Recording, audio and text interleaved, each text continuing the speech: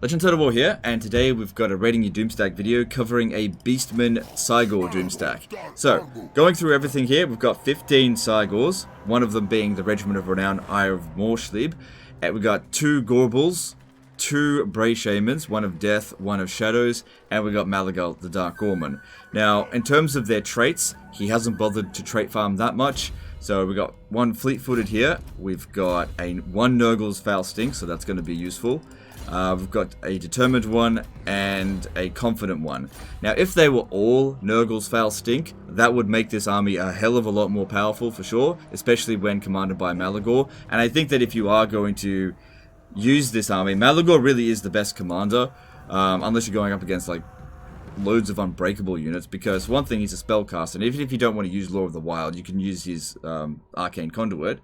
And the other thing is, because he's able to reduce enemy leadership by -9 through here and 8 through there, so 17 in total, that's a big drop. That gets rid of the difficulty penalty modifier easily.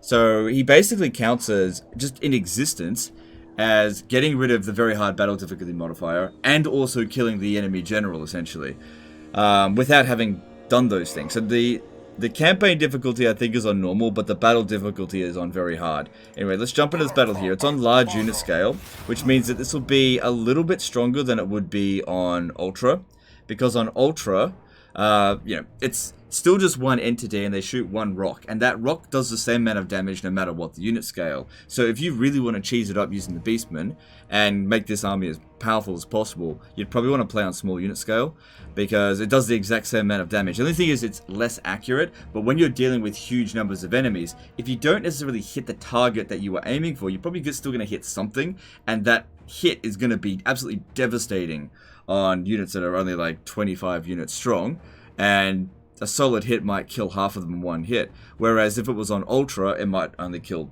a quarter of them. So it's way more dangerous on lower unit scales. Anyway, let's jump in here and see how it performs. It's actually been quite a while since I've used a Cygor Doomstack, because now whenever I play Beastman, which is not very regularly, I just go straight for Nurgle Foul Stink because it's just so powerful. But if you already have a Nurgle's Foul Stink, and because the Beastmen just can't mass produce heroes that easily, and you want to build a second army, the Cygor Doomstack is certainly a way to go. The other option that I think you could go is with Minotaurs, but Minotaurs aren't invincible. They're good, don't get me wrong. They're definitely probably the best monstrous infantry in the game, but they're certainly not invincible. Alright, so reinforcements coming from all over the place here. I didn't want to lightning strike them, didn't want to ambush it. This is not a saving disaster battle, this is a test. We want to test this army out. Alright, I guess we could kind of checkerboard them. It won't really make any difference, but I'll just do it anyway. Just because it looks cool. But yeah, usually I just put them in a straight line. But just the way that I did, don't just do that, because that's just not very efficient at all. Alright. The Minotaurs here, their job is going to be general sniping. The Bray Shaman of Shadows is going to try to slow them down. The Bray Shaman of Death is going to use Doom and Darkness after we've killed the general, just to get rid of anyone that's in here in melee. Obviously, we're not going to be able to get rid of Slayers with that, but we'll see what we can do. These guys just stay behind for the time being. Let's go over there and cast some spells to begin with. Just let them be on fire at will to begin with. A little bit of damage, but yeah, it's alright. Now, we're up against more than 3 armies here, slightly more than 3 armies, so whatever shows up at the start here is not going to be the end of it. The balance of power might remain in our favor. I don't know. We'll see how it goes. Alright. Ideally what we want to do, because all of their units are quite well armored, we want to be using Pit of Shades since it's good against armor. This is really good against like Empire forces, because they're not anywhere near as armored. And ideally we want to be hitting their quarrelers, their gunners, that kind of stuff. Not so much their melee units, because they're just nowhere near as much of a threat. The first cast probably isn't going to kill anything, but the second cast might.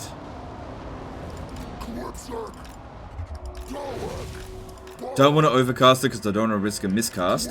And also, the cooldown is twice as high on an overcasted Pit of Shades, and it just means we'll cast less often. There's a lot of downsides to overcasting. And sometimes not too many upsides.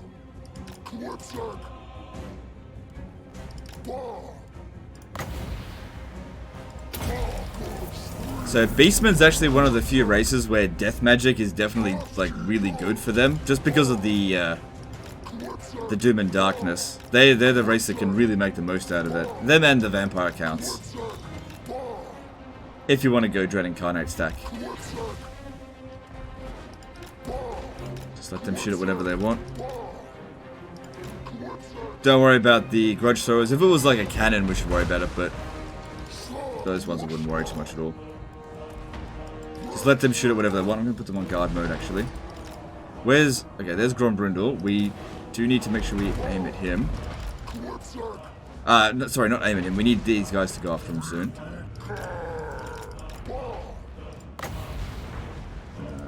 Done there. Okay, try to get rid of those giant slayers. That'd be good.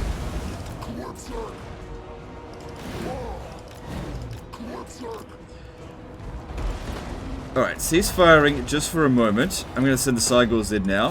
Sorry, the Cygors. What's it called? Gorbles. Fucking hell. Gorbles to go and take out the general.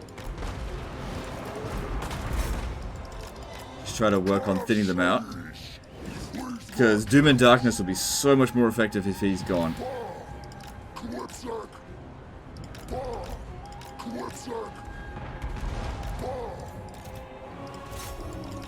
Not the best terrain either. All these hills will make us far less accurate, but just got to deal with what we got here.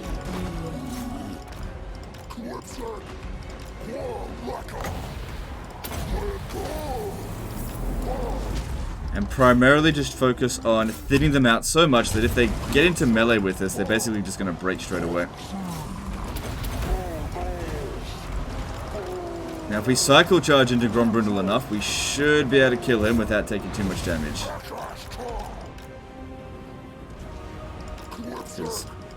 Even on very hard battle difficulty, Gorbles are just really tough.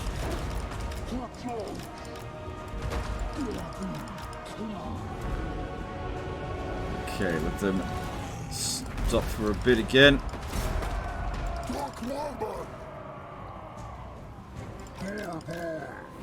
Yeah, look at that. That's really good. Walk out of there without too much damage. Okay, get some more shots in there. We want to clump them up so that if they miss their primary target, well, as long as they hit something, that's all that really matters. Fucking trees in the way. Can't quite get him too easily at the moment. A bit well protected. But we didn't take much damage. It's just that I can't really use Doom and Darkness yet. It just won't work. And the thing with Doom and Darkness, if you don't actually break... if we don't actually break the enemy, it's useless to use it. Lowering leadership does not lower combat stats unless it hits absolute zero. Okay, there we go. So Cygors are also reasonably good in melee. Right, I'm gonna put them on fire at will again. Keep cycle charging because Grombrindle's anti-large. That big fucking axe. We don't want him chunking our Gorbles down too much. Come on, get out of there. Unless they're getting shot. Alright, I need to get that over here. Okay, looks like a Doom and Darkness might actually work over here. Some of them are really badly damaged. Might actually break. And if some of them break, it might start a chain reaction.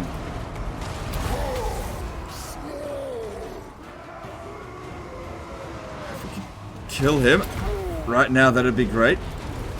Yep, good, that worked. Okay, how about you go run them off? Still working on Grombrindle. He's almost down, but we got to stay mobile. Especially with all these guys surrounding us. Come on, move. Shit, I think I have to fight their way out.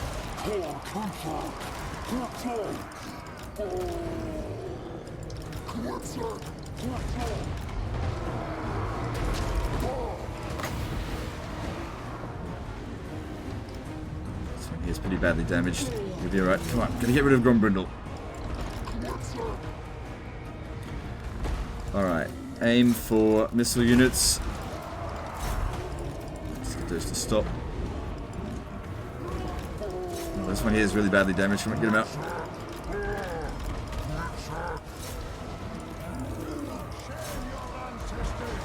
Good, Grombrindle's going down. Keep it up. Ooh, took a big chunk of health there. We almost got him, just a few more hits. Alright, good. Now we can use Doom and Darkness way more effectively. Okay, stop firing again. We're not under a lot of pressure. Okay, take this one out. Too bad he didn't equip them with health potions. That'd be really useful. Because, yeah, no heal magic for us. Alright, you move to the back here, because you're the most damaged out of all of them.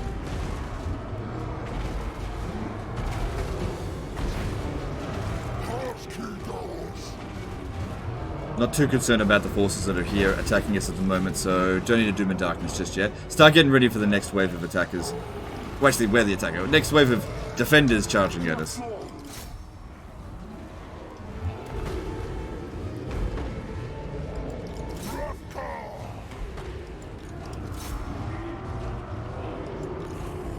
Okay, Slayer's coming in over here. Take them out. A whole bunch of units there that we should shoot at.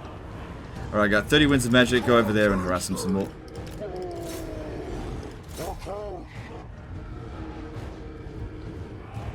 That's it. Just run them off the battlefield.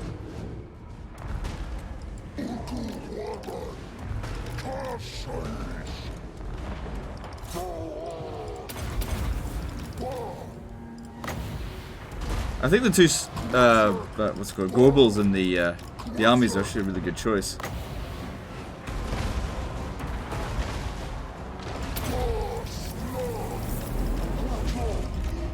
Alright, we're starting to run low on ammo, so just hold up. We got good bounce of power, but I'm still expecting another full army to show up. Brave Shamans aren't terrible in melee either while they're on their chariot, so that's a good choice.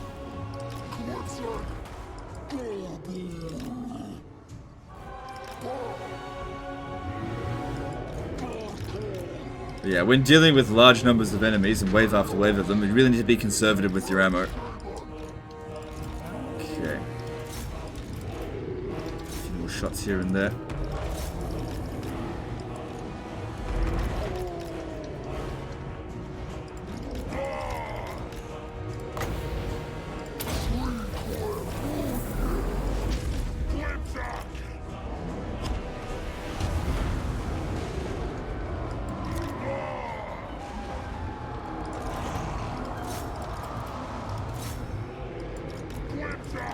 Yo.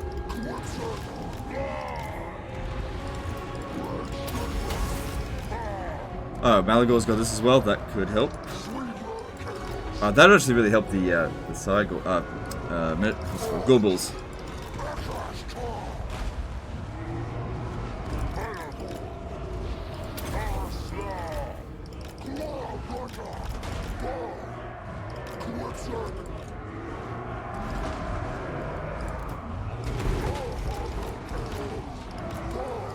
Okay, some of our guys are running low on ammo. Alright, once again, get them to stop shooting.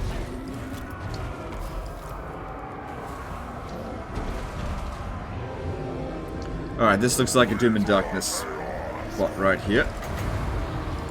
And we'll pop down a Pit of Shades for a bit of added oomph, where you can take that out.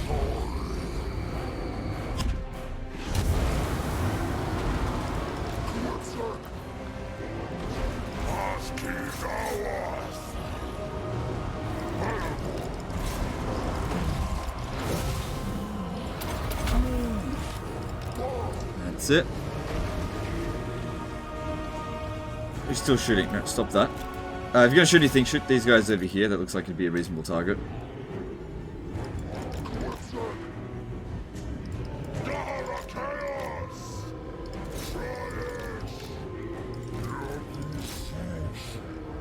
Okay, good. Bounce of power's okay. Okay. I don't know how much more still to come. I think this has gone pretty well so far. Okay. God, yeah. Reducing leadership in the local area by this much makes such a big impact. You know, this is on very hard battle difficulty, but they're fighting as if it's on easy difficulty. And like I said, there's 3 of them here that don't have the trait. With an additional 15 extra leadership, these guys would be as cowardly as Skaven.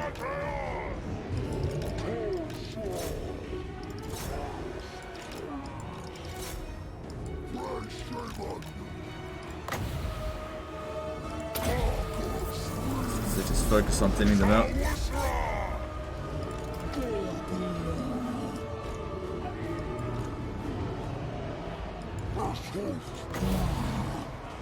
Yeah, it's not going to do anything.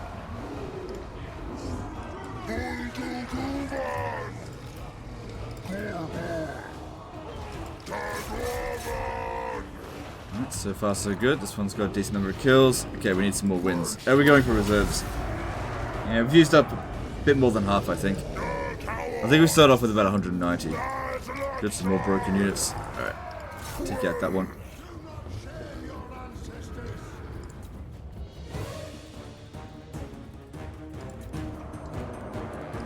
Okay, no point wasting ammunition on fucking miners. So just get off a bunch of easy to use spells on them. Because when they get over here, they're just going to break anyway.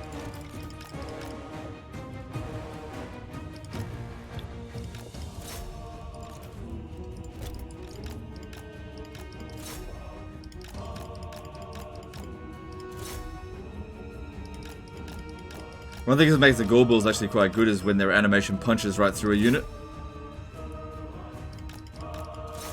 Some of the most underrated units in this game actually have really good animations, and some of the most overrated units in the game with like really high stats, it's because their animations are shit. For example, Giants.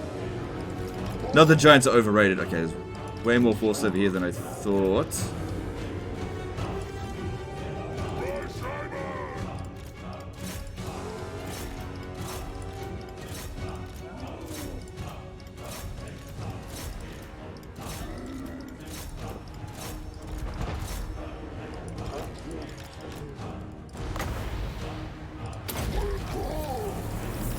Okay, it's good they're all shooting at something and not too obstructive. This one here is a little bit, but that's okay.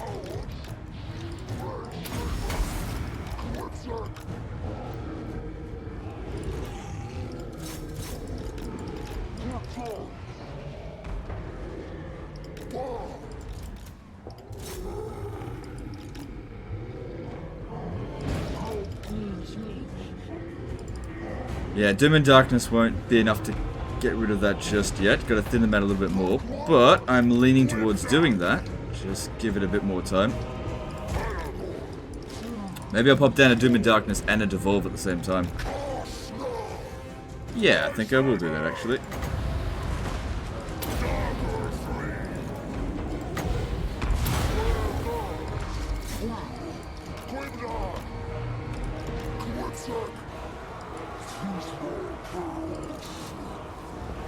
Got a few seconds to possibly break it, and I might not have. If we hit them with the Cygor shot as well, that might just do the trick. Yeah, see, this is the thing. If you don't break them, it was worthless. And it's just about to expire.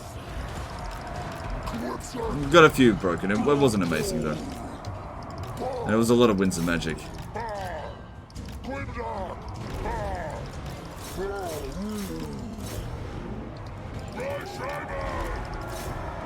Alright, put them all on fire at will again. Just shoot it whatever you want.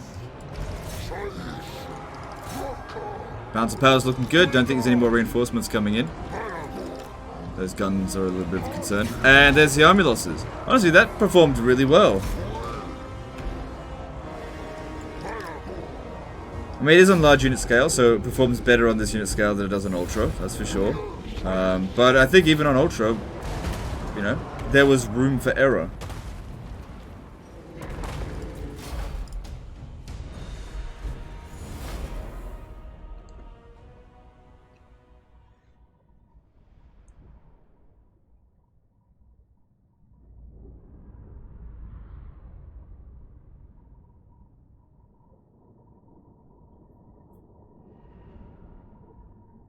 So, some other things that we need to consider here as well is looking at the army composition of our enemy. They didn't have organ guns, there were a lot of miners, there weren't really that many missile units. This wasn't the most difficult enemy that we really could have gone up against. It was just a lot of crap.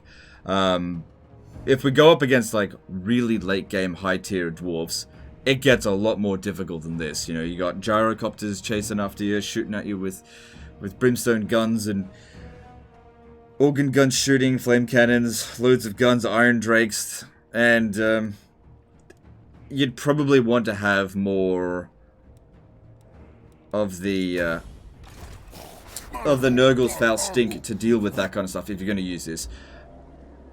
But if I was to rate this, like in comparison to how, well, like what your other options are for Beastmen, like you don't really get very good options. Like comparing it to Minotaurs, comparing it to Chaos Spawn, Bestigors. Like Bestigors would have straight up lost against that.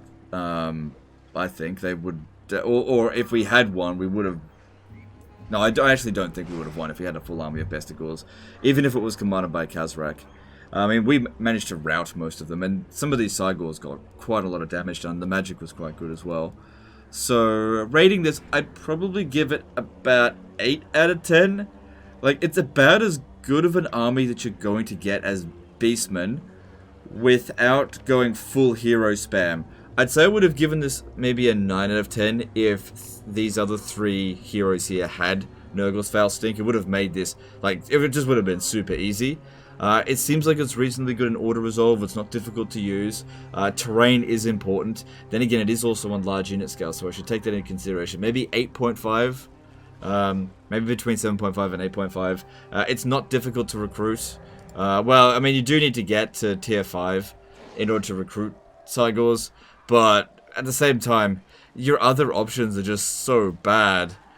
There's just not much in here. This is the big problem with the Beastmen. They just don't have a lot of options. So you gravitate towards either Minotaurs or Cygors if you really want to have a strong army. Getting a balanced build with the Beastmen is basically asking to send me loads of disaster battles. Unless you're really, really good with Beastmen or you're playing on normal difficulty or something.